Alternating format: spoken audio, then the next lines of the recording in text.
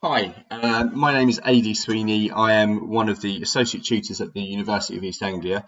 Because of the COVID-19 crisis that's going on at the moment, we'd still like to get some work out to you. So this set of slides should be available to you on Blackboard, but I thought I'd just go through it in speech just because it's not very interesting, to be perfectly honest, when it's on its own. So I thought I'd just add a little bit of context to you.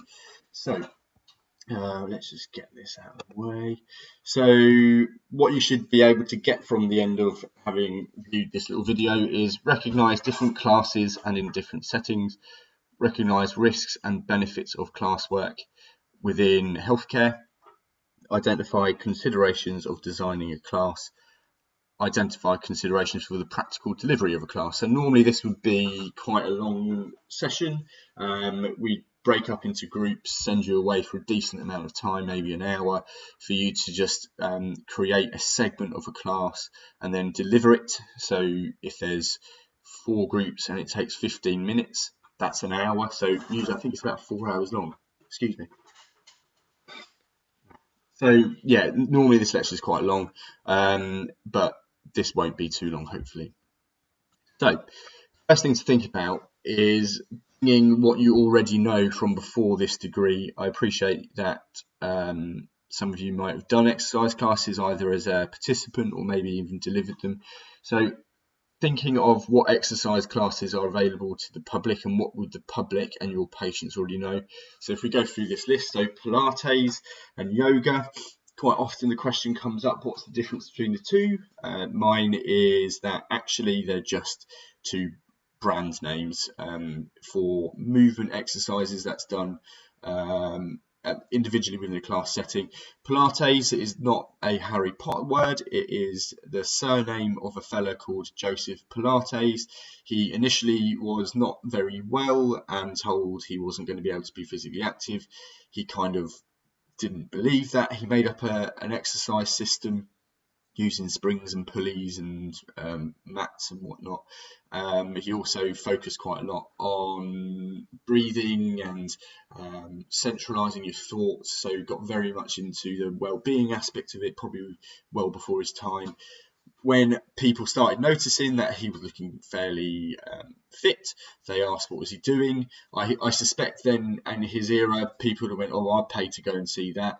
And I think his breakthrough was in dance studios in New York. So this Pilates thing that for some reason the public thinks is exclusively for women, it actually was a fella who invented it, and it was about getting very, very fit. So if you Google Joseph Pilates, you will come up with a chap usually in like trunks who is ripped, to be fair, so it's worth looking at. So that is definitely just a brand name for his exercise movement system. So if we go on to yoga then, so yoga is just an Eastern practice. It's been going on for many years, like hundreds and thousands of years. So this is one that just doesn't have a brand name. It hasn't been called Sweeney Yoga or something, although there is Bikram Yoga. Quite an interesting story about that, but I'll let you Google that. That's now called hot yoga because the fella was found out to be a little bit naughty.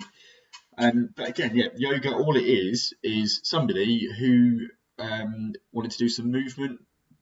People probably copied it. They wanted to relate it to some fancy names and some spirituality, and then eventually it became a movement system that the West has kind of just grabbed hold of and started selling in very fancy classes. So legs, bums and tums.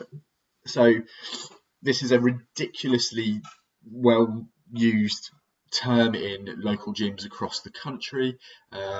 As you would expect, it's working on toning legs, bums and tums. So already we're going into the name of this is something to do with the market that it's aiming for. And women do tend to attend exercise classes a little bit more often than men, and they are often focused on what they look like, not necessarily what they are going to be using with their legs, bums and tums.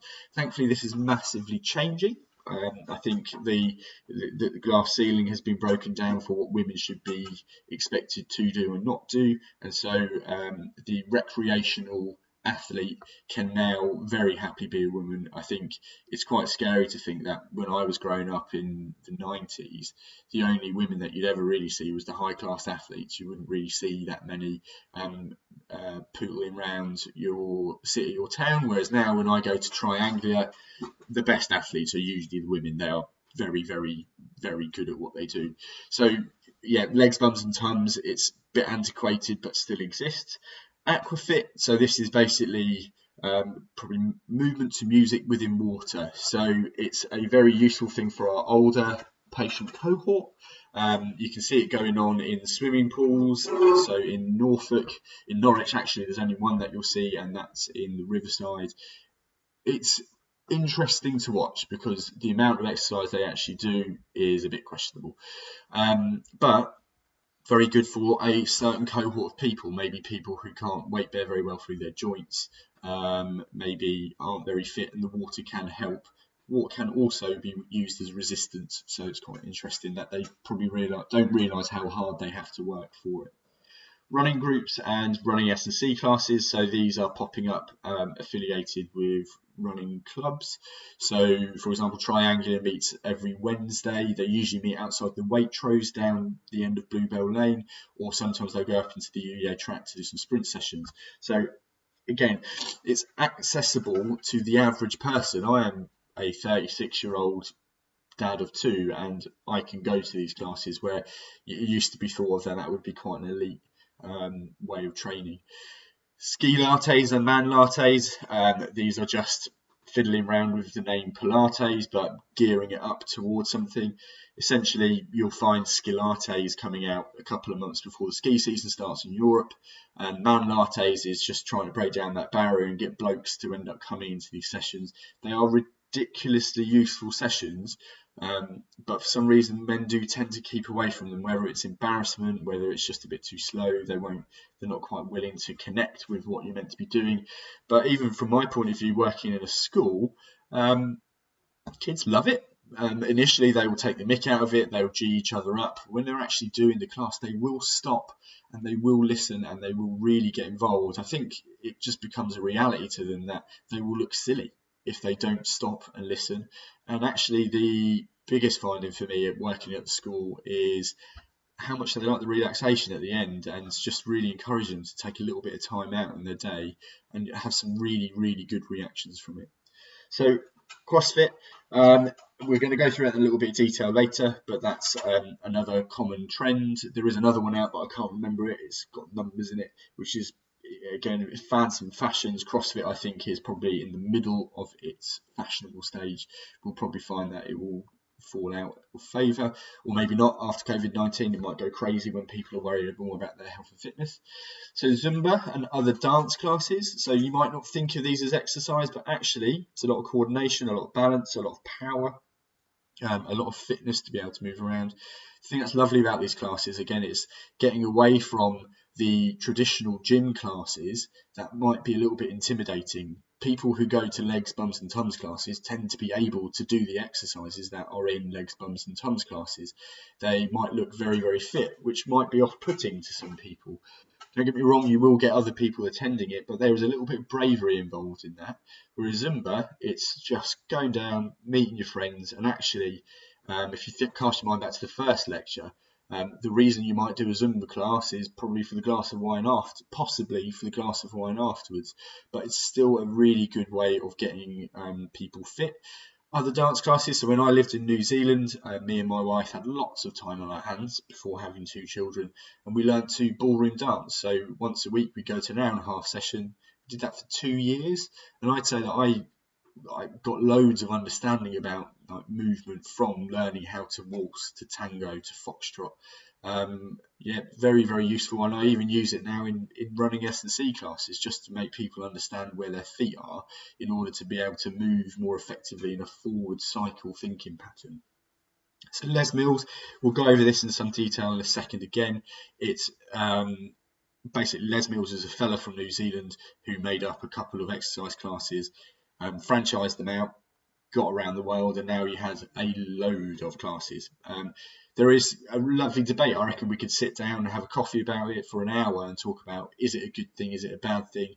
I think ultimately I'll lay my hat on the fact that I think it's a good thing. It gets people who never previously exercised to exercise. So that's a good thing for me.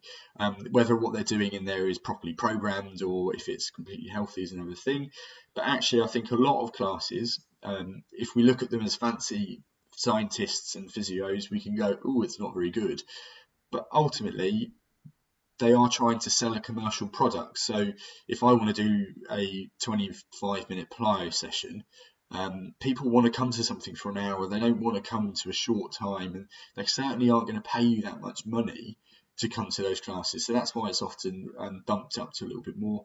And ultimately, I've gone away from being a fancy physio thinker and like often downplaying Les Mills, and I've gone into the environment and gone, well, actually, do you know what? A lot of people do these and they don't break. So obviously, I'm not completely right that doing an hour's worth of high intensity work is a bad idea. People enjoy it. They get a very good well-being value from them, and they also get a bit fitter and stronger. If people aren't responding to those classes, that's when we just need to maybe address why not. Maybe take them back a little bit and then reintroduce them to the class, because ultimately that class is offloading the burden on the NHS and private healthcare services. Boot camp, again, they were very popular about 5 to 10 years ago. They do still go on. You'd find them outdoors, and a company called British Military Fitness used to do a branded version of them. It's unfortunately maybe gone into this idea that to enjoy or to do exercise, you need to be motivated by somebody who is literally just shouting at you. Some people like that. Some people who probably didn't realise that they might like that. And so, yeah, it's a good option. But boot camps now start to happen in gyms as well. So I'll give you another example of that in a second. Yeah, and then circuit training. So circuit training, again, I think as a youngster, I used to think there was some type of wizardry. There's no wizardry to it. It is just literally a load of exercises pieced together in 2 to 3 minute blocks, and you move around the hall and do them. I now do circuit training classes, and I make them up pretty much just before going into the session. That there are some things that you need to think about, and you can get quite efficient at making sure your session is varied. But again, a circuit training session, very useful class in the public domain. So before moving on with the lecture, what we will do is firstly make sure we are recording, and we are, so 12 minutes in.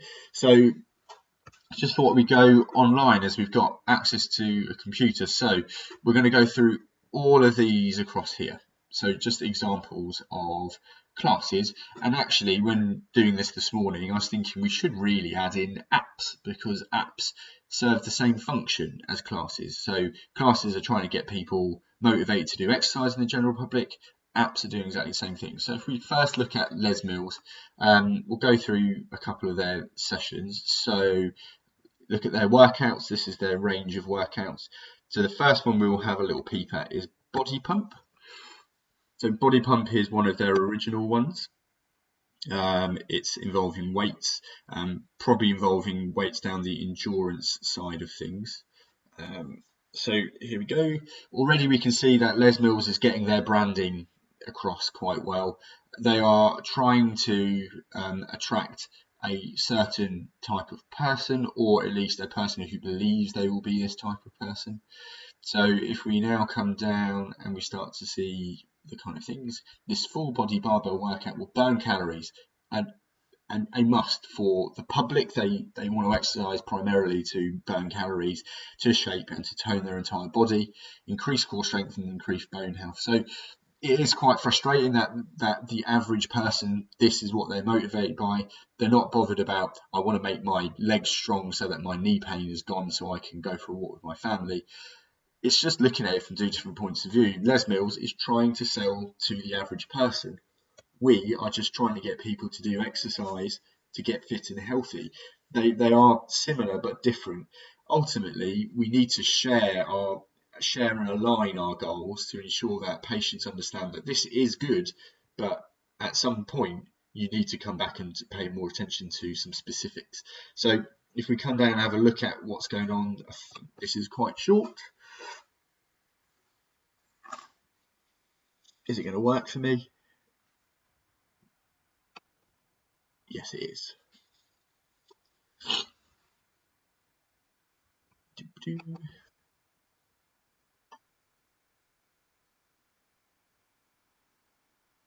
So there's music, there's muscly people, but this is giving the idea they're all S&C based movements, usually to music. It's very serious sounding. And then if we now come into different one, so let's go down to body balance. Now I regularly attend body balance on a Wednesday at the UEA. It's a mixture of Tai Chi, yoga and Pilates. Again, maybe fooling the general public. Tai Chi, yoga and Pilates are all just movements. So my Pilates classes, when I do them, are everything. S&C, Pilates, yoga, Tai Chi, relaxation, mindfulness. So body balance is a nice little package of these. So here is a description of it. Feel free to pause it and then move on. Obviously, I'd encourage you to go to the website and have a look at all of them. So all the places you can do the classes. So this is actually a really good point, that Les Mills classes are released in what's called a release, and at very definite points throughout the year. So if I do one in Wyndham, and then I can't make the class in Wyndham on a Tuesday, but I can make the one on Thursday at where is this place? Yes, that's Valentine Fitness. They will be the same class taught by a different instructor. So all those instructors have to go centrally, learn the release, and then come back out. And they all do the same release. That's really, really useful if you're on the road and working, because you know that you'll always be able to do the same thing. So here is body balance in action.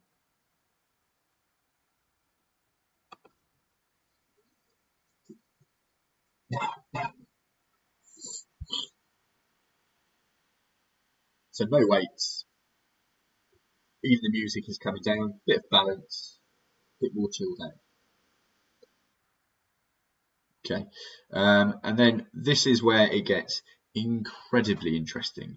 So if we're starting to think about what is the purpose of a class, I think this website demonstrates it really nicely. So what on earth is a company that's designed exercises for adults to quite a relatively good level? They've all of a sudden started hitting 4 and 5-year-olds. Now, there is one obvious thing. If we get the parent to get their kid involved in it, then this kid is going to like doing body balance, Les Mills classes when they're older. But the fact is that you are buying into kind of a lifestyle. And for me, as I work with kids and we have a prep school, it's what's the value of a class? So if we look at what this is, so already see the branding is different, the music is different, the tone is different, the font that they're using is different, the colours are different. So we're already identifying a different type of client, or with us, a patient group. So it needs to be different. We need to think about what's going to be different. So for me, the function of this class, it might seem daft that we're getting a kid to wiggle their arms about and dance. And in a second, I think they do leaning side to side. But we're teaching coordination on a very low level, and more, even better, is that we're teaching the act of compulsion, things that we have to do in order to get some benefit and value from what we're doing. So these kids are learning how to slow down, how to move around with a little bit of creativity. When I'm with my kids and teaching them to my 3-year-old, I might ask her to put some Lego together, and she can't do it. But the reason I want her to stop and do it is just to teach her to stop for 10 minutes, to chill out, read some instructions, and if she doesn't manage, she still is massively successful because she stopped, she's taken some time out, she's tried to figure something out, she's failed, but we can come back to it again. So again, a lot of adults, I think, when they go to exercise classes, are terrified of looking a little bit dumb. So maybe an answer to that is to make our kids more engaged in these types of classes when they're younger, through PE, through games at school, and then it will translate really nicely, and get them to see that it's not just for high energy people who want to do exercise. Actually, there is no excuse in the modern world not to be able to find a class that will suit you, that you will enjoy, that you can do regularly. Back when I was growing up, football, running, even rugby was difficult to access. The idea of a 30-year-old when I was at 15, a 30-year-old male go into the gym to do a Pilates class would have been laughed at. But now we are breaking down those barriers. So actually maybe the role of school and PE is to go, these aren't for girls, these aren't for boys, it's for human beings who want to move. Find the one that you like and just do that one. And actually there's a lot of evidence to suggest that it doesn't really matter what you do for the hour, it's just that you're doing something for the hour. So in low back pain, there's been a study comparing an hour of Pilates to an hour of just generic walking, and the outcome was the same. So what we think we're working on is probably not what we're working on. We're probably working on the human rather than the specific musculature that we want to feel like we're doing, because that makes us really clever. But actually we're working quite a lot on psychology and belief systems about what we can and can't do. That's the Les Mills website. Have a little explore. Here's the URL, or just Google it. So the next thing I did, I don't know why the computer slowed right down, it's just literally Google Pilates and my postcode, and it comes up with this. So now we can start to see the types of things you can get locally. So the Pilates Studio Norwich. So already we've got a different tone, we've got some pastel colours, we've got some very predictable Pilates poses and some serious faces. So again, away from the Les Mills branding, and we've got, I think I've got a question. This is so generic what we see here that maybe this is why Les Mills is doing well, because they've really cottoned on to making it look good. But equally, do you know what? A 45-year-old mum probably isn't going to initially cotton onto or catch on to Les Mills, and this might be something they feel more comfortable with. So yeah, that's one easy way to get patients to start looking at things, is literally get your computer up, type in their postcode, and then find out what Pilates around them. Equally, my wife is a Pilates instructor. She doesn't advertise online, she doesn't need to. She only needs 18 in a class, and she's actually got a waiting list of about 10. So advertising on village forums on the internet, and even the card in the fish and chip shop, they're often the people who are looking for exercise. So sticking something up there. So if we're trying to recommend something, I always go look at your local village hall, what's on there. I won't be able to find that online because that person doesn't need to find loads of patients, but go and have a look at that. Ask your friends, they might go to one without you really knowing, and just start having some bravery and getting out and going to it. Next is the Nike Training Centre, I believe, Nike Training Club. So this is an app, but this is the web page for the app. If we just look at it, there we go, there you can download it. I'd highly recommend downloading this app. I don't know if I've still got it on my phone. I do. There you go. It's this one, Nike Training Centre. And then we can open it. I haven't been on it. I'm not. It might ask for a sign in. I haven't been on it in ages.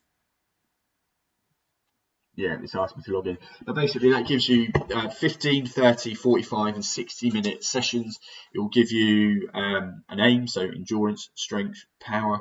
But what's brilliant is that every exercise is videoed, and you put your phone in front of you or you stick it to a speaker and it will tell you what to do. So I've done these in the garden in the summer rather than going and paying £6 for a class, but a really, really good option. So effectively you're doing a class over an app, which at this current climate, because of COVID, the world is finally figuring out it's actually quite useful to do. So maybe we'll see a difference once you've all graduated. But yeah, the Nike Training Club is a really good app to go and have a good example of something that you can find app-based. So the next one is, so again, that might be quite intimidating to people, to see people in yoga pants that are incredibly fit with their tummies out and whatnot. So if we come down to the NHS version, so I always used to sell this when I worked in the NHS, is that the NHS money doesn't just go into hospitals and GP clinics and physio clinics. This website has taken a lot of resource out, and it's really, really good, and it's basically delivering what I would deliver in a class. So if we go through the legs workout, so hopefully you'll see the differences. So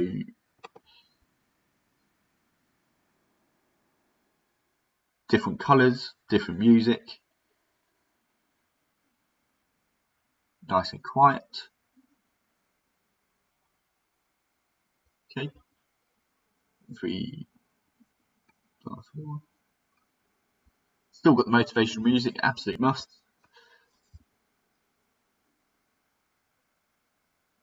Okay, and as fit young people, don't underestimate how this breaks down barriers. People can do this at home.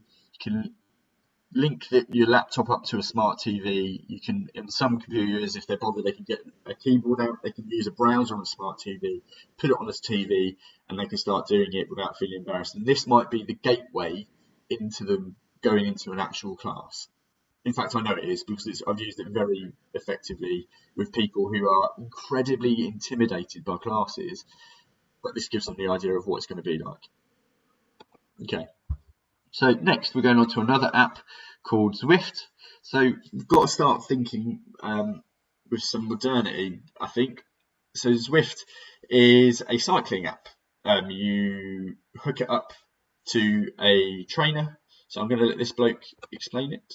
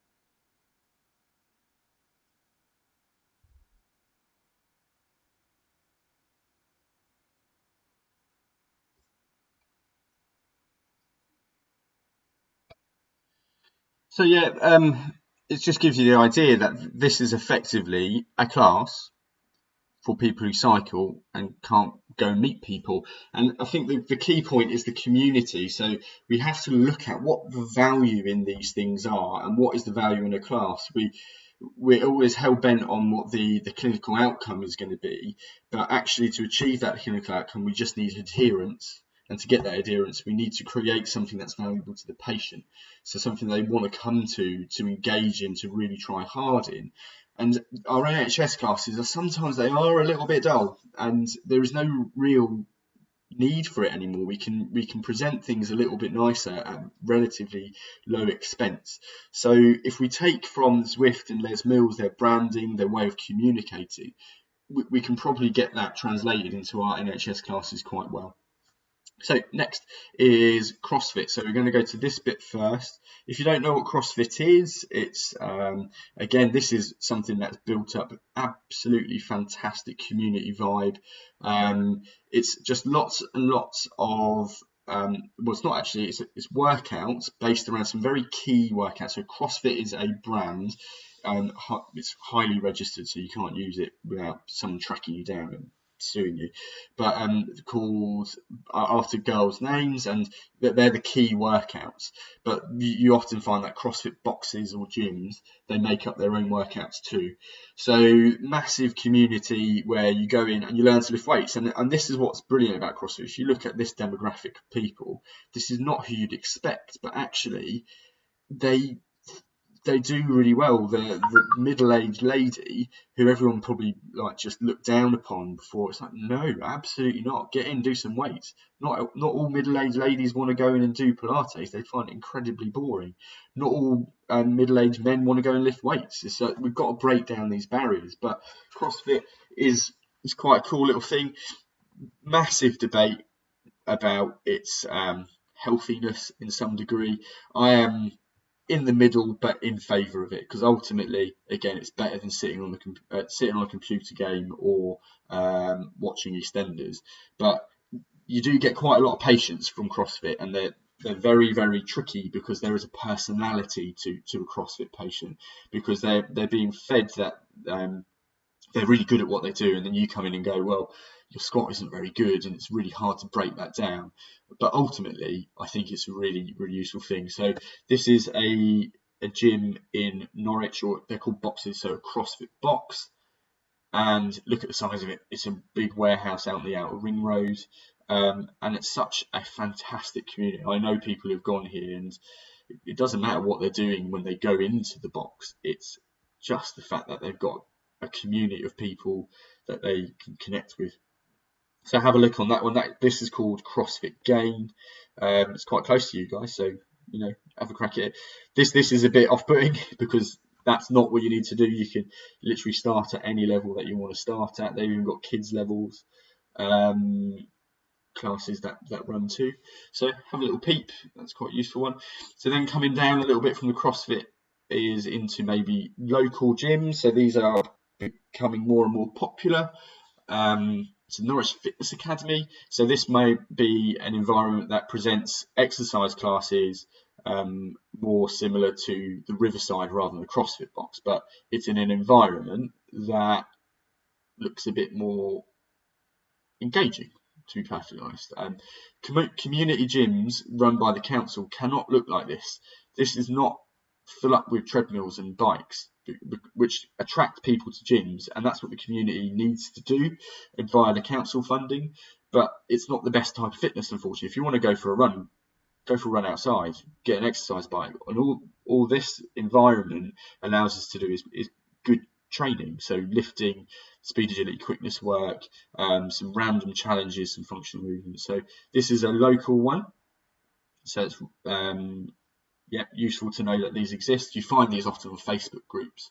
Then the Riverside Leisure Centre, which is opposite Carrow Road. This is run by a company called Places for Leisure, or Places for People, and it's a nationwide company that runs community gyms for council.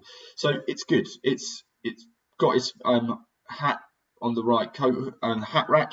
However, it can therefore be a bit bland and a bit generic. But ultimately, it's a decent little gym that you can go to. Everything's shut at the moment because of COVID. And when I go to the classes tab, it doesn't work because the classes are all cancelled. But you get the gist that this is a place where you can access classes. For me, Strava is another really good example. So if you don't use Strava, there's Strava here. So I use it because I dabble in triathlons, so it can record any activity that you do. So here is who I'm following. So this is like my preferred social media stream, because I don't really not bother about Facebook. But last night then, I know that my friend Stu, he did a 21k ride. He probably did some kind of turbo session, and he did it watching Friday Night Lights season 3 episode 1, because he hasn't seen it. If you haven't seen the series, it's very, very good. So yesterday, for my COVID-icide, I went for a walk to the river with my family. The day before, my wife got out on the bike and went and did a ride. My friend in Essex is doing this. So yeah, it really allows you to connect with people. So it's almost like you're going to a class and you're having that community feel, and it does motivate you. So all of a sudden I've seen that Stu has joined a challenge. So the March cycling distance, March Grand Fondo, March 5k. This is a good one for him because he doesn't run. So that's basically going to go, you've got the rest of March to run 5k. So these challenges, you can find them all up here.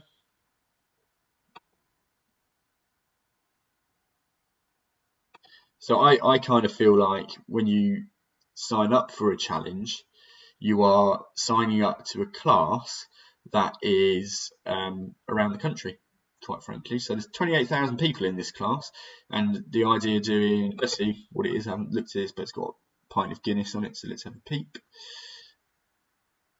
Exchange miles on Strava for exclusive runaway badges.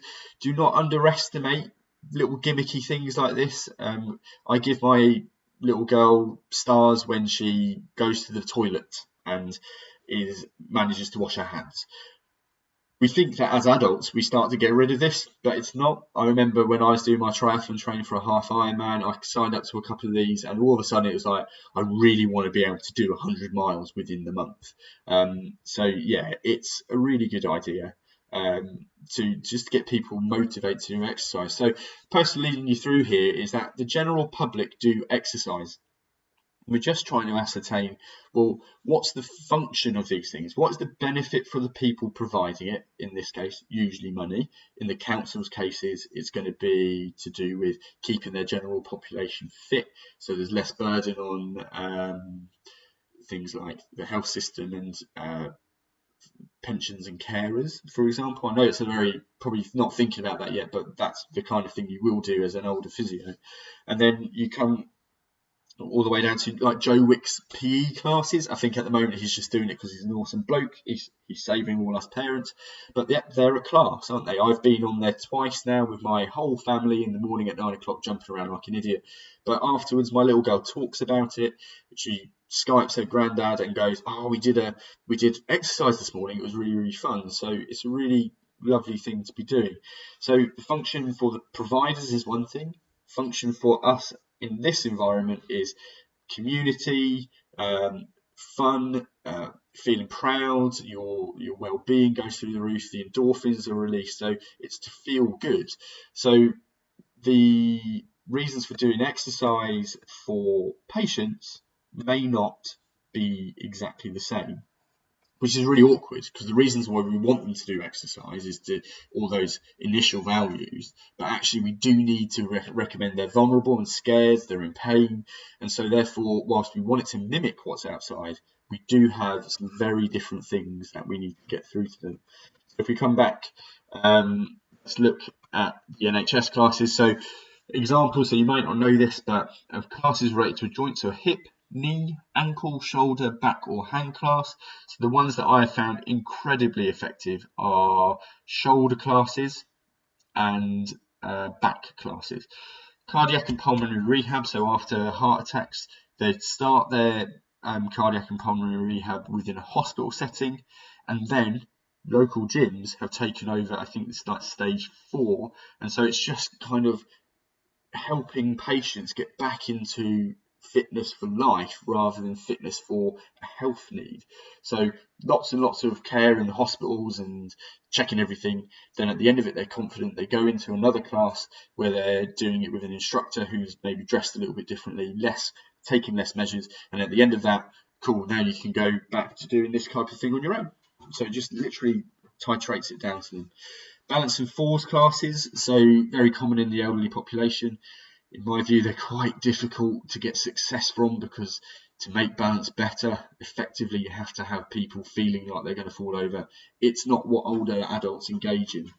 I've run them in the private sector and they run quite well, because it's when older adults are a little bit fed up of how easy exercise in the NHS is, and they're willing to be prepared to feel unbalanced. But effectively, essentially, the way that my 3-year-old learned to balance was by falling over a lot. And she then, her balance systems all start to change as a result of it. So these classes are tricky in their efficacy, I think. And then you'll have certain special classes in certain groups. So an upper limb class for strokes, or my wife runs a prolapse class for women's health patients. So rather than coming in and having a one-to-one, the information can be delivered. It also sets up a little bit of community. So we don't have 20 people in those classes, it's quite daunting. But if you have a smaller number, you can deliver things a little bit more effectively and efficiently, and get the same information across as if you would one-to-one. But if it takes an hour to deliver that information to one person, but also to 6, there is an obvious benefit to all of it. However, obviously, we have to offer individual sessions for people who might not want to talk about that type of thing. Okay, so why develop a class? So looking at positives and some benefits and positives here. So a class can be very, very motivational. So people might not think that half an hour's to 50 minutes worth of exercise is going to be beneficial, so they just literally don't even start engaging with it. It can really frame what's expected of them in terms of input. So brilliantly, this is what shoulder classes are good for. So when they come in to a shoulder class and they work for 50 minutes and it's quite hard work, they often leave that first session going, I wasn't doing this much at home. And ultimately, if we need to get adaptation in tissues, you need to work hard. So this is like a really, really good an opportunity to make people work hard with a little bit of supervision. So my shoulder class that I run in Suffolk was 12 people. So I could effectively then spend, I could spend 5 minutes with each person, and I could shout across the gym and go, Ian, this is what we need to do here. Look how Sandra's doing it. You need to push yourself a wee bit harder. He'd go, yeah, okay, I'll be around there in a minute. So yeah, they're really good at getting the expectation levels correct for patients. Increases responsibility and decreasing dependence. So ultimately, a patient that needs to come back to you is not better. They are better under your dependence. So we need them to start working on their own. So in classes, the first session you might offer lots of help, and later on you might take away a little bit of help. By session 6, they're working on their own, and then they're going, I can do this at home on my own, I've got this. So it's really useful. There is a social and cultural aspect, so it's very much treating the person, not a shoulder.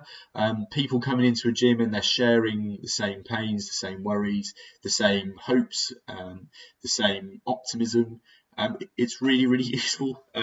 It's quite funny how they won't listen to you, but they will listen to another patient who's been at the class 2 times before. So that's quite useful. It allows patients to see people in similar situations and how they're coping.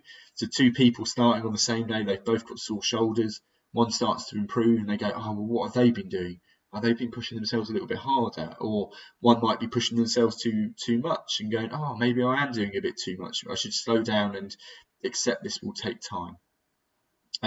It allows patients to see peers at different stages. So that patient who comes in at session 1 and sees someone at session 4, but they're both in the same class, this person is really worried because, oh no, I can't do this. Look how well they're moving. But all of a sudden, the person on their 4th session comes over and goes, I was like you. I didn't think it was going to work, but actually a little bit of commitment and now my shoulder's working really, really nicely, or my back is feeling so much better. So patient support and also just being able to see a real example of improvement.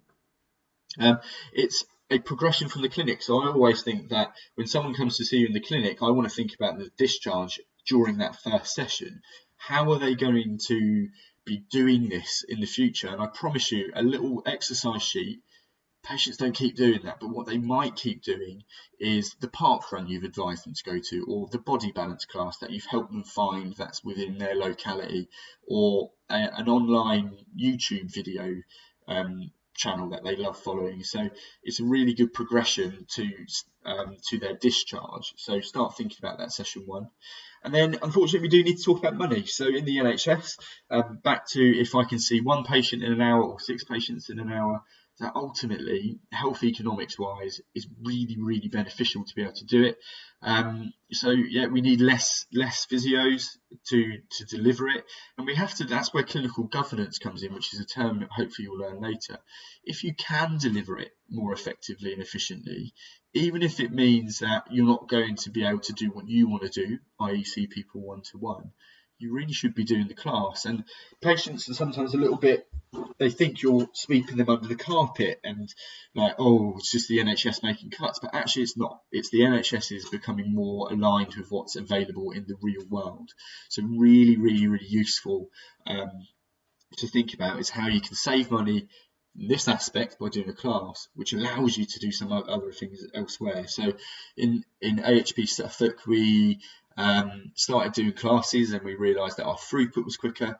What was our reward as a social enterprise company? We could employ another physio at the end of the year because we'd saved money via cutting down our waiting list really, really well.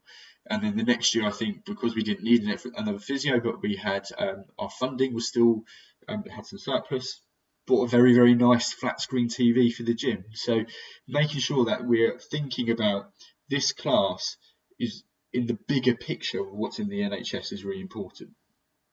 Now, obviously, there's monetary value that's good, but also if we go for well-being economics, classes can really, really improve people's well-being. And if you look at what's going on because of COVID-19, people are loving the community from online classes. They would never have engaged in this in the past because they think it's a second-rate solution. But now we're really finding it. And when you see the names flicking up the side and people having a chat, it really does make it quite nice and quite worthwhile. So there is high value from a well-being point of view with classes. So why not though? Because every one of those benefits will have a deficit as well. So it can be motivational, but it can be demotivational. You can get some people who really don't like them. So either we need to coach them into enjoying it, or we need to maybe accept that we need to run both one-to-one sessions and classes. Can we really frame what's expected from them in terms of input? It can be very overwhelming for a patient. So whilst I think it's really good, I'm here to push you, that can really overwhelm people and upset them. So you might find that some people will go away. So you need to be able to individualize your approach to each patient within your class. It's hard, but that's where your skill level will come out as you become an older clinician. Increases responsibility and decreased dependence.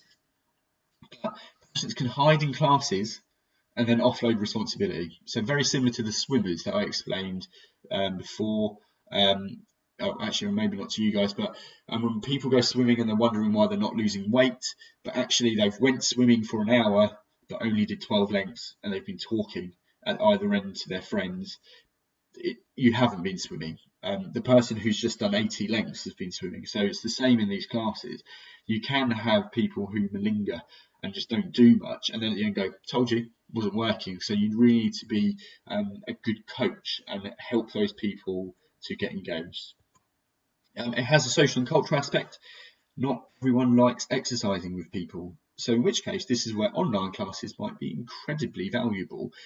Additionally, they can also do them in their own time, so when they want to do it. But it can be quite daunting. Personally, I think that would be a driver for why that person may not be recovering well anyway, because if they don't like exercising with people, it demonstrates that they may be embarrassed. If they're embarrassed about moving to class, they might be embarrassed about how they portray themselves to the world. They might not want to try because they know they're going to fail. So in which case, actually, a little bit of CBT, so cognitive behavioural therapy, might be in order to go, well, let's get to the bottom of why you don't like it. These people are all like you. They've all struggled. I don't want you to go to the class for the rest of your life, but it is been shown to be the most effective way. So maybe we need to coach, but equally, sometimes fight your battle, pick your battles. You might just need to allow for some one-to-one sessions as well. So it allows patients to see people in similar situations, how they're coping, but equally, you will get that patient who will go, yeah, but look at them, they're fitter than me, or they're younger than me, or they're older, they don't have as much job, so it can be quite conflicting. So we have to find ways over that. It allows people to see the future. Again, some people go in and go, yeah, but reinforces the idea that I'm not very good at it. Look, they're really good. Again, we just need to find ways of coaching them to get over this. A progression from the clinic can make people feel like they're being shoved out, as I said before, like we're brushing them under the carpet because of maybe, rather than going, this is the real benefit of a class, we go, well, I need you to go to the class because that's where you're going to be seen. And that person might walk out and go, he didn't spend any time with me. Clearly, I'm not important to them. So that's where we do need one session or two to wean them into the class in order for those to be quite successful. And then in terms of economics, setup can be expensive, but also can be staff expensive, so time expensive. So getting people to do the admin around the classes, to actually deliver the classes, to develop the classes, to audit the classes, it can be staff expensive. But ultimately, as a project, the outcome will be a year down the line. So we just need to respect that factor. There will be payoff. So preparation considerations. So if we look at what I'd advise you to do now is maybe pause it and look at these questions. So when you're developing a class, what would you consider with all of these points that I've made? So if you pause it and then have a little look and then come back in 10 minutes, then that might be a good idea. Okay. So I'm assuming that you've just had 10 minutes and you've come back. So preparation consideration. So where is it going to be? So we all want to deliver this class, but do hospitals have the space? Do clinics have the space? Do we have the equipment in the right place at the right time? Can patients access it? Is it on the 3rd floor of a building with no lifts and they've got a hip problem and they come to a hip class? It's probably not the most advisable. And then the solution to that might be, does it have to be in a hospital? So I ran an MS exercise class in Birmingham in a local gym. And patients loved it because they weren't in a hospital and they felt less like a patient. They felt more like a person. And MS is a long-term condition, so it's not like they're going to go to something for 6 weeks and then go away from it. They want to go to this week in, week out. So we set it up at the local YMCA gym, and then actually we trained up the YMCA staff, and then they delivered it. It was a lovely little project.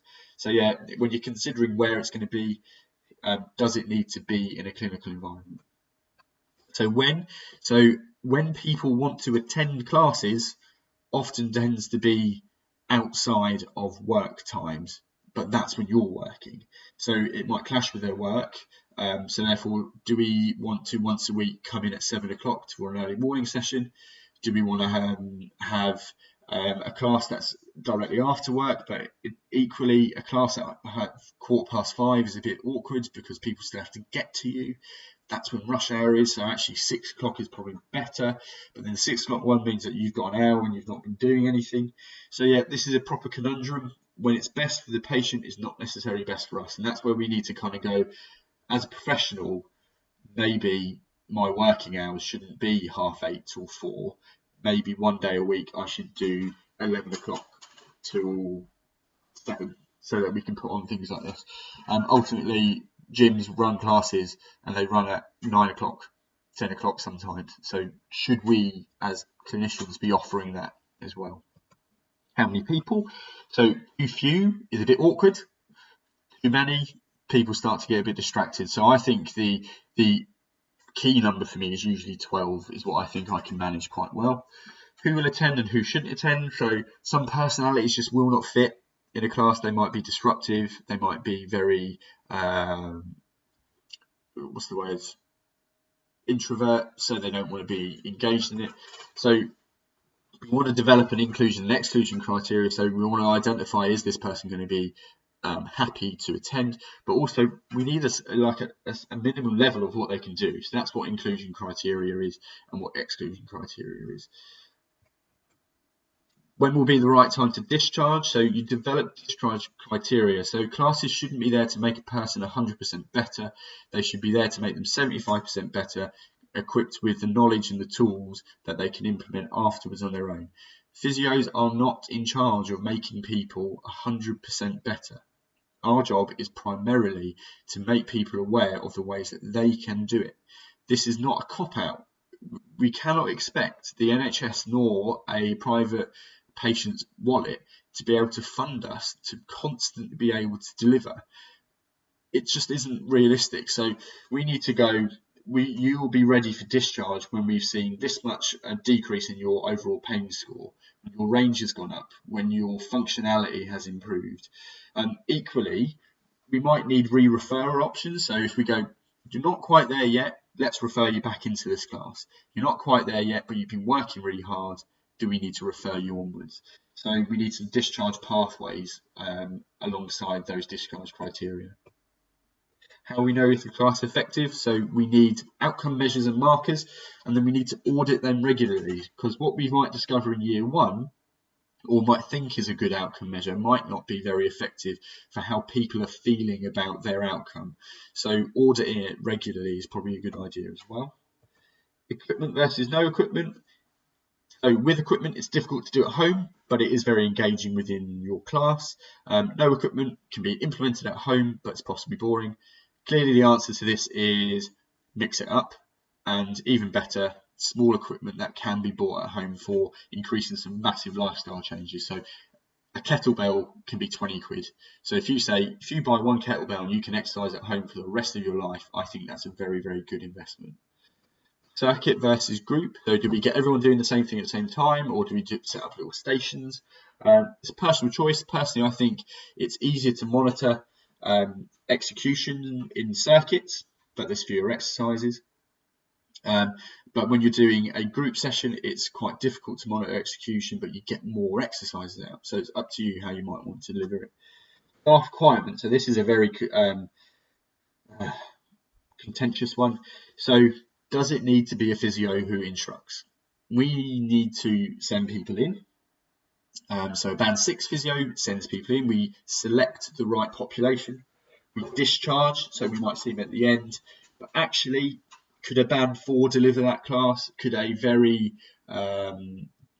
motivational, 21 to 25-year-old who's maybe on a physio course deliver those classes for us? And I think the answer is yes, and that therefore will solve some of the staffing issues that was described earlier. So, one question that often comes about is that patients are going, the class is so good, can I keep coming? So it's not that much of an issue in the private sector. They want to keep coming, they're willing to pay, happy days. But in the NHS, it's not feasible. So we need an exit strategy. So clearly outlining the aims and objectives of the class and the pathway after the class is key. Telling somebody on session 4 of 6 sessions that you're going to be discharged soon, that doesn't sit well. But if we inform them at the very beginning, that's really, really useful. So they're aware of this isn't going to be an ongoing thing. So therefore, I have to make the most of it, and I'm learning. I'm not just doing. I'm not being instructed. I'm being taught what I need to do. Some written literature is very useful because then you can refer back to that written literature. It even comes down to the point of getting patients to sign it, because they will lose it and say, oh, I've never seen this. But getting them to sign it and they go, yeah, it's almost like a contract. I'm coming here for 6 to 12 weeks of exercise, but the expectation is that after this, I will be able to do this on my own. Good discharge criteria is useful, including for patients who haven't met the expectations of the class. They might have not met the expectation because they genuinely weren't going to, so now they need to move further on to orthopedics. They might not meet the expectation because they didn't engage. Just because it's provided for them doesn't mean they do it. So you can lead a horse to water but can't make it drink. So at the end of it, if we go, I feel that you have been given enough information, your level of disability does not match the level which would warrant an onward referral. You're explaining this at this time. Physio is deemed to be ineffective, so we're discharging you. Should your symptoms worsen, come back in the future. But we need to explain this beforehand because it sets people up really nicely and it's more effective. So, functionality. So, I think in all aspects of life, for me, I like to think of this word. What is the purpose in the action that I'm doing? In business, it's really important. In running the NHS, it's really important. And indeed, in setting up a class is really important. So we really want to understand what is the purpose of this class, and that will help us plan. So if we have 6 sessions, the function of each class should be a little bit different. So at session 1, it might be the function of this session is to briefly introduce you to it, make you comfortable. So I don't care if you only do half of the physical amount of work that you need to do. I don't care if I spend a little bit more time with you, because the function of this class is for you to feel comfortable and come back for session 2. In session 2, it might be, I now need you to very quickly cotton on to the idea, I'm not doing what we did last time. So I'm going to be quite brash in my approach, and I'm going to spend half the amount of time with you, and I'm going to go and get my motivational thinking on and go, oh, but this is where you're allowed to make mistakes, it's fine. So the function of that second session is increase their independence. By session 3, I might go, I want them to work with minimal prompts from me. By session 4, I don't want them to ask me questions, and maybe even they're starting to help other patients.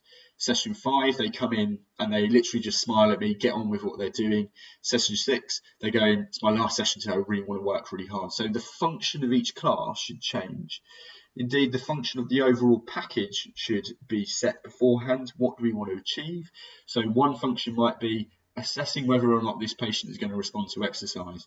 I don't know if they're doing it at home, but by the end of this, I will literally be able to say to an orthopedic consultant, they've come here for 6 weeks, they've participated really, really well, and they haven't improved. So please, can you give me an orthopedic opinion?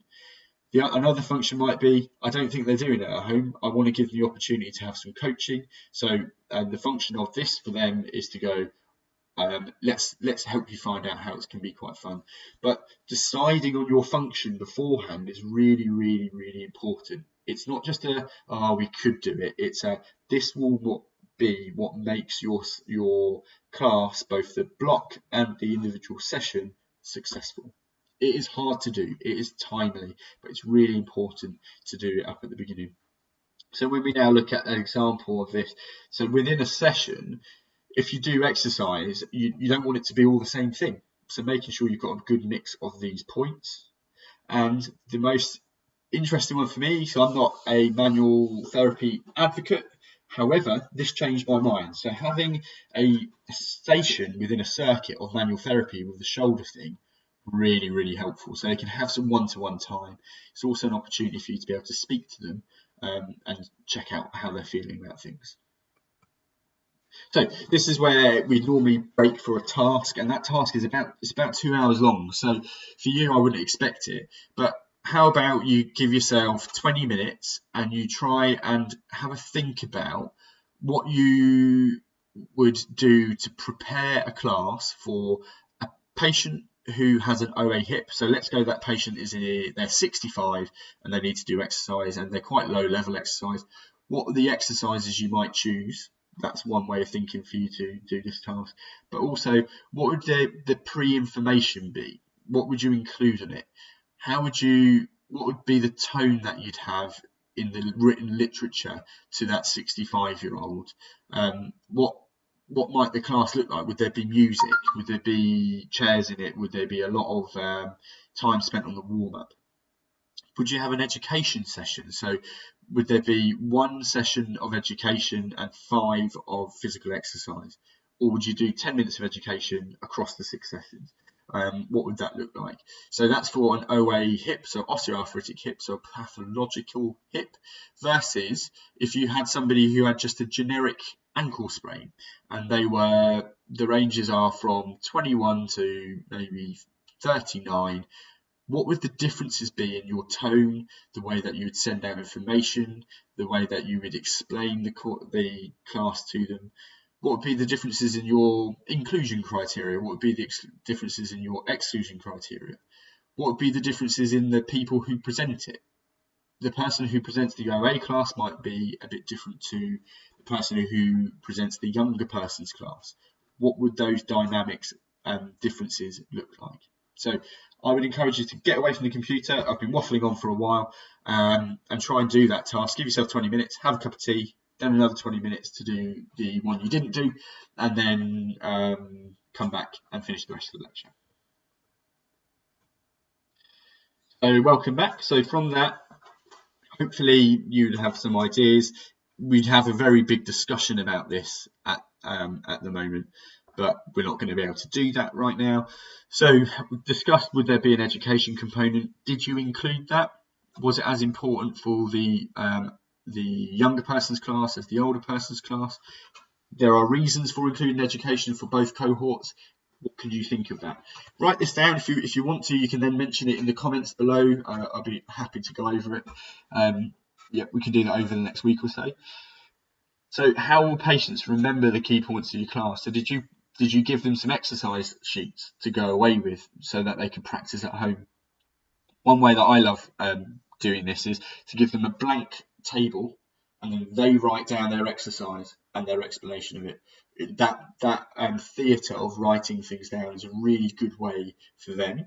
And what I tend to do is keep them in a little pack for the 6 weeks, and at the end I give them their pack of exercise that they've developed themselves. And again, that engagement really increases their motivation and their compliance with what they're doing. So for the first class, there are some specific considerations. So people will always arrive late. So how do we combat this? Make sure your information is really, really good. Walk through it as a user. If you were receiving that email and you were reading it, drive up as if you were reading it, and you'll find out that actually your instructions aren't often as good as you think they are, because you know where you're going. Make sure you're giving them good instructions. Tell them to arrive early.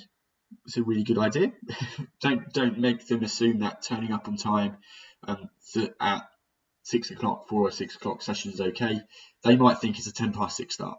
Tell them to arrive at 5:45. Make sure people know who you are, so you're not just bumbling around within the group. So wear your badge, have a different colour t-shirt on, stand in a prominent place in the room. Make sure the aims and objectives are repeated at the beginning of that session. So the physio who refers in, you now go over those same points, so everyone's on the same page. Extreme quietness, so prepare some icebreakers and be prepared for them to fail. Icebreakers do not always work, but at least you're trying and you're being vulnerable and you're happy to look a bit silly. That can be very comforting for some patients. Do you want some music in your classes? But equally, you have to remember some people won't be able to hear, so you're going to have to work on that on a session by session basis. Forms might have to be filled in. Can you get the referring physio to fill them in with a patient?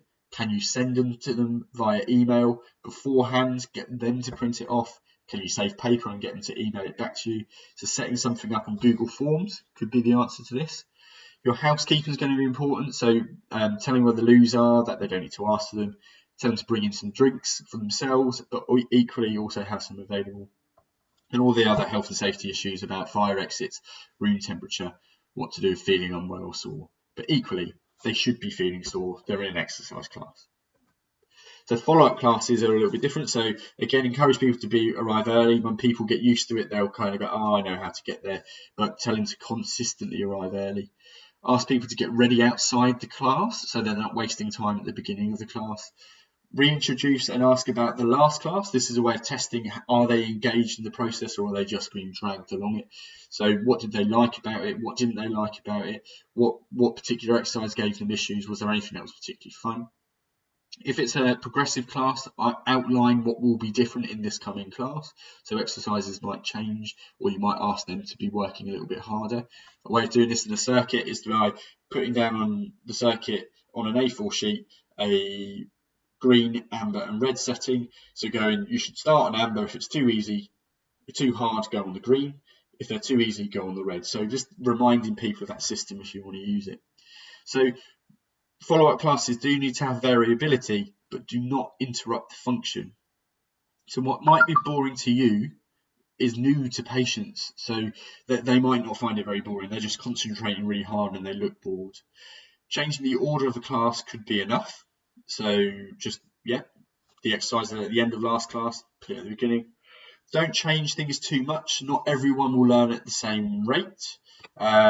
Also, repetition isn't a bad thing. We need to get people understanding that there's an element of compulsion with exercise. There isn't an infinite amount available to us, and that actually being able to repeat the same exercise over and over again is important. Additionally, people need repetitions to be able to learn. If you change the exercise every single time, they're not able to do the exercise effectively and load it, and so therefore all they're doing is learning. They're never actually performing at a decent level. Presentation skills. So do not take this as a very good example of presentation skills. This is the third time I've done this, so I apologise if it's a little bit monotonous, but voice is obviously really important. So your tone needs to be good, your volume needs to be good, your intonation and your dialect. So if your tone is like this, so you need to be doing this, you need to be doing that, some people might love it. If your tone is like, but some people will be put off by it. If it's like this, and now we need to go and we need to move from one area to the other, that would annoy me. So we need to find a nice, easy way. And the way I do this is just connecting and it's as if I'm having a one-to-one conversation. The next thing is your volume. So don't shout. Talk too slowly. You have to have a decent volume. So easy way, just check if the person at the back can hear you, and then speak to the person at the front and go, am I being too loud? Your intonation, so not speaking like this all the way through it is not a very good idea. It's not going to be very useful. Use some up and downs in your voice. When you're going to finish a sentence, maybe you can finish very directly. Leave some time before moving on to the next point. Finish the end. If you're going to ask a question, finish it with a raise at the end. If you want it to be a point where you're going to stop speaking, just give it a very clear finish. And then your dialect. So dialect is one that I think I always get pulled up on. I don't think that patients want to be patronised by very posh language. A bum is a bum. You know, a tummy is a tummy. Working hard, just use appropriate language. They're not in a room with an orthopedic consultant or a lawyer. They're not in a room with a bunch of 15-year-olds talking about something on a street corner. They are human beings that you can find a way of connecting to, and also you can talk to everyone differently. So 75-year-old Doris, talk to them very nicely. It's easy. You can, oh, how was your day? It was really, really fun. 19-year-old Alan's not a 19-year-old's name. 19-year-old Joe comes in. Talk to him like he's a 19-year-old. Ask him, how's your day been? It's like, you've been out at the weekend. Oh, that's cool. Come on then, let's get to work. So making sure you've got that ability to switch between the two is really important. So on your position in the room, are you going to stand at the front? Are you going to wiggle around and walk in between people? But always make yourself visible. Always make yourself approachable. So if you go to the back of the room, the person at the front of the room might not know that you're there for questions. Demonstrations need to be clear and prompt, but not too many. Them doing exercises incorrectly isn't the worst thing in the world. So if you're demonstrating a proper sergeant major on how you want it done, it doesn't really appeal very much. But giving them enough information that they feel that they know what they can change. So I've done this over the years where I go to classes, I take that exercise home and I go, what am I doing? So my left hand is reaching forward, my left hand bends, it comes in front of me, my right hand comes underneath, and then I tuck it up and I grab my thumb. I lift my arms up to the level of my shoulders, push forward, and then bend forward. Now that's a thoracic stretch. Me doing this, so get your hands in underneath each other and push forward, it's not going to be enough. So being able to have a methodology in your own head allows you to verbalize that. So get that narrative down well. Encouragement motivation is a minefield. What one person likes, the other will hate. So you're just going to have to get very good at observing the effect of your language on people. Observations and correction. Be tactful. So you might go, oh, you're not doing that very well. Just do it like this. It's really easy. To the patient, that's interpreted as, I'm rubbish at this, I can't get the hang of it, I'm never going to be any good. So just be tactful and always ask before putting your hands on someone. It's really easy to forget that they're still patients. If you put your hand on someone's tailbone, ask to put your hand on their tailbone. So the structure and the timing of a class, so your warm-up. How long does this need to be? The evidence behind warm-ups is quite low, and actually all that evidence, what they're looking at, isn't necessarily what we need to know in this warm-up. My reason for a warm-up is just to break the barrier between they're outside and now they're back indoors into this class. So I want a cognitive warm-up for them. Effectively, a circuit training class is just an hour's worth of a warm-up. So how much do we need to do? I always do the more tricky exercise at the beginning, the exercise I really need them to do in the middle, and the simpler exercise at the end. That's just because they're fresh, they're a bit less fatigued at the beginning, and they're more tuned in at the end, start to get bored, a little bit tired, and they want to be going home. So do the simpler ones at the end.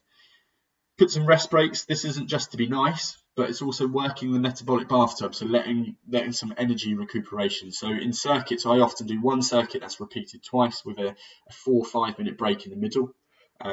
Get some water, have a chat. It's also a really, really good opportunity to get a drink. It's also a really good opportunity for your patients to talk. We want them to talk to each other, so make sure you're doing that as well. Your cool down, I love relaxation. I think people don't do it enough.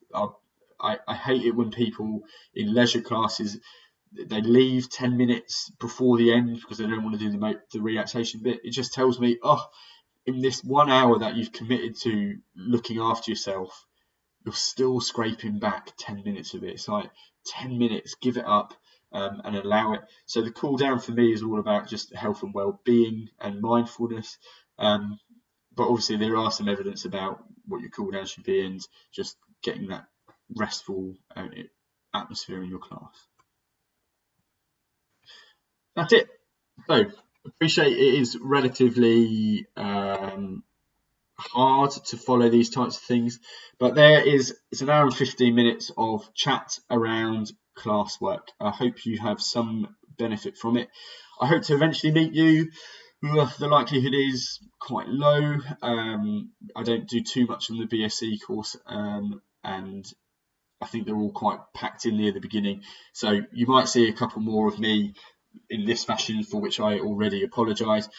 Other than that, enjoy your course. I'm sure it'll be fun. You won't be locked in for 3 years, so eventually you will be able to get your hands on patients. Take care during this period. Remember to stay as healthy as you can and keep in contact with your family. Okay, bye-bye for now.